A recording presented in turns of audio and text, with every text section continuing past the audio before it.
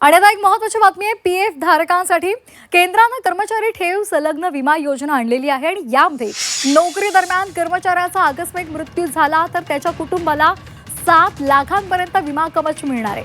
सोबतच नोकरी गेल्यानंतर सुद्धा 6 महिने विमा संरक्षण लागू असेल।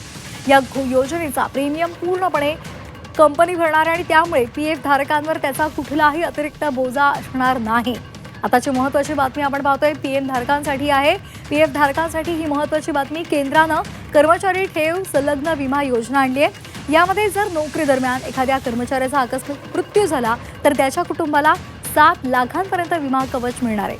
सोबतच नोकरी गेल्यानंतर सुद्धा 6 महिने विमा संरक्षण लागू असेल आणि या योजनेचा प्रीमियम पूर्णपणे कंपनी भरणार आहे। त्यामुळे पीएफ धारकांवर याचा कुठलाही अतिरिक्त बोजा असणार नाहीये।